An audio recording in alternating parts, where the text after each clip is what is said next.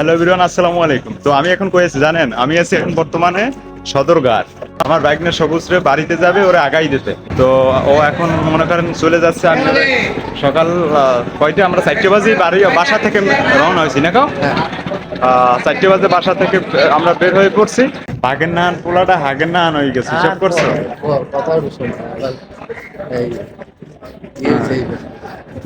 বাড়ি যেয়ে বেশি একটু খাওয়া দাওয়া মেনটেন করিস।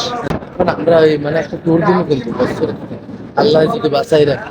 ট্যুর দেওয়ার কোনো আগাগোড়া আছে? হ্যাঁ, আর তুমি আম্মুকে নিয়ে কোনো ট্যুর হবে না, কোনো বউ না না, আমি এগুলো এলাও করি না। কোনো ট্যুর মানি ব্যাগ থাকলে তো অটোমেটিক হয়ে যায় ইনশাল্লাহ। হ্যাঁ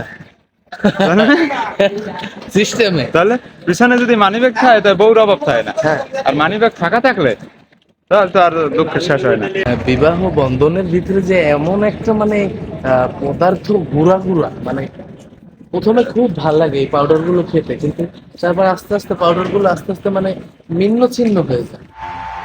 তো বিশেষ করে বাইক নিয়ে বাড়িতে পাঠাই দেবো, এর জন্য আমার লঞ্চে আসা না হয়, আমার লঞ্চ ঘাট আসা না। তো আবার একটু চেনে জানে না, ঢাকা শহর গাড়ি চালাইছে, তো মনে করেন সদরঘাট একটু কমই চেনে। তো এখন ওর বাড়ি পাঠাই দিচ্ছি, এর জন্যই আমার এই লঞ্চ ঘাটে আসা। তো আমি লঞ্চ ঘাটে আসলাম, একটু ঘোরাফেরা করলাম, সব কিছু উপভোগ করলাম। যদি আপনাদের একটু শেয়ার না করি তাহলে তো আর হয় না।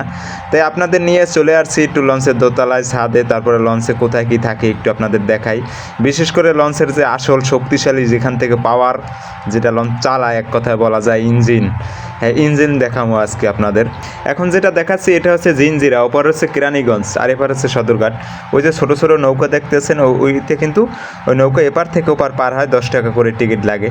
তো বাইক নিয়ে আর আমি আপনাদের একটু সব ঘুরে ঘুরে দেখান তো দরকার। এইটা হচ্ছে ড্যাক, পিছনে মানুষ এখনও আসে নাই, আমরা সকাল সকাল চলে আসছি, কারণ অটো গাড়ি তো জানেন পুলিশে ধরবে, এর জন্য আমরা সকাল সকাল চলে আসছি।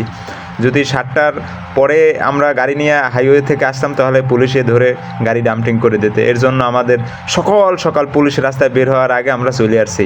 ঠিক আছে, সবুজ তো একটু চেনে না, এর জন্যই আমার আশা, না হয় আমার আশা লাগতো না। আমার খুবই খারাপ লাগে সবুজ চলে যাচ্ছে বাড়ি, আমার কষ্ট লাগে। ঢাকা ছিল, ভালোই ঘোরাফেরা করতাম ওর গাড়িতে। শুক্রবার যখন আমার অফ হইতে তখন ওর কাছে যাইতাম ঘুরতে, দুই মামবগ্নে কত একটা মজা ফিল করতাম, কিন্তু এখনও আমার কাছ থেকে চলে যাচ্ছে, খুব কষ্ট লাগে। তারপর কিছু করার নাই, রোজগারের তাগিদে চলে যাচ্ছে। আর বিশেষ করে ও বিয়ে শাদী করছে, ঢাকার উম্বারা দিয়ে অটো পোষায় না, বাড়িতে যেই থাকবে, বাড়ি এলাকায় অটো চালাইবো। তো চিন্তা করে যে মামা ঢাকা আর থাকা লাগবে না, বাড়িতে চলে যাই। তারপর বাড়ি থেকে আর বাপ আর ভাই সবাই বলতেছে যে আমারে যে ওরে পাঠাই দিতে। তারপর চিন্তা ভাবনা করে চিন্তা করছি যে ঢাকা তো আমাদের স্থায়ী না, আমাদের গ্রামে যেতেই হবে। তার জন্য চিন্তা করে ওরে পাঠাই দিলাম। মন খারাপ হয় একটু, তারপরও নিজে কন্ট্রোল করার চেষ্টা করতেছি। এইটা হচ্ছে আর অটো গাড়ি, এই যে দেখছেন, এটা এখন গ্রামের বাড়ি যেয়ে চালাবে। তো এখন আমি আপনাদের যে বলছি ইঞ্জিল দেখাবো, চলেন ইঞ্জিলটা আগে দেখাই নেই। লঞ্চের যে ইঞ্জিল, কত বড় বড় ইঞ্জিল। আরেকটা কথা, ইঞ্জিল দেখানোর আগে আমি বলে রাখি, এটা কিন্তু এই যে জাহাজটা যাইতেছে, এইটা কিন্তু লঞ্চে তেল দেয়। এখানে যত লঞ্চ আছে এটা দিয়ে তেল লোড করে, ঠিক আছে। তো এবারে ইঞ্জিল দেখাবো আপনাদের। অনেক সময় বলতেছি ইঞ্জিল দেখাবো, ইঞ্জিল দেখাবো, ইঞ্জিল দেখাই না। এবার চলেন ইঞ্জিল দেখাবো। এতক্ষণ যে আপনাদের বললাম, এটা হচ্ছে ইঞ্জিন, ঠিক আছে। একটা লঞ্চে 2টা ইঞ্জিন থাকে, বিশাল বিশাল ইঞ্জিন, এই সাইডে একটা, ওই সাইডে একটা। ওই ছোটোটা যে দেখতে পারতেছেন ওটা হচ্ছে জেনারেটর, ওটা দিয়ে ফ্যান, লাইট, এসি, এভরিথিং সব সার্ভিস দিয়ে থাকে, ঠিক আছে। আর এটা হচ্ছে লিফট, লঞ্চে কিন্তু লিফট আছে, আপনারা জানেন, একদম 3তলা পর্যন্ত ওঠা যায়। আমার মামা আমাকে ছেড়ে মানে চলে যাবে, আমি মামাকে ছেড়ে দেশে চলে যাচ্ছি।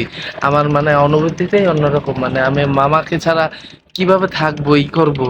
আবার অন্য একটা বন্ধনে জড়াইছি আমার মামার সাথে, কি সেই আগের মতো ফিলে থাকতে পারবো, সেই আগের মতো কি আবার ভিডিওগুলো বানাতে পারবো না, কি মানে বন্ডিং সিস্টেমের মানে কি করব, মানে এখন বুকটা ফেটে যাচ্ছে। কিন্তু মামাকে ছাড়া এখন সবাই তো আর একসাথে আজীবন থাকতে পারে না, একটু দূরত্ব মেনটেন করতে হয়। তো আমরা দূরত্ব মেনটেন করতেছি, আর আপনারা সবাই দোয়া করবেন যাতে আমি আর মামা, আমাদের যে একটা সম্পর্ক, অতি মানে এটা মামু ভাগিনার সম্পর্ক বলে না, এটাকে জাস্ট বন্ধু, ভাই, তো গভীরতার সম্পর্কের চেয়ে অনেক বড় একটা সম্পর্ক। আমার মামা আমাকে অনেক ধরনের সাপোর্ট দিচ্ছে। আমার মামা আমাকে টাকার সাপোর্ট দিচ্ছে, তারপর ভালোবাসার সাপোর্ট দিচ্ছে, এবং কি আমার ফ্যামিলিকে ছেড়ে আমি অনেক দূরে ছিলাম, তাও আমার মামা আবার সেই ফ্যামিলির সাথে আবার বন্ডিং দিয়ে দিচ্ছে। তো গাইজ, আপনারা সবাই ভালো থাকবেন, আর আমার আর মামার জন্য দোয়া করবেন, এই আশা কামনায় আজকের পর্ব শেষ করতেছি। আসসালামু আলাইকুম।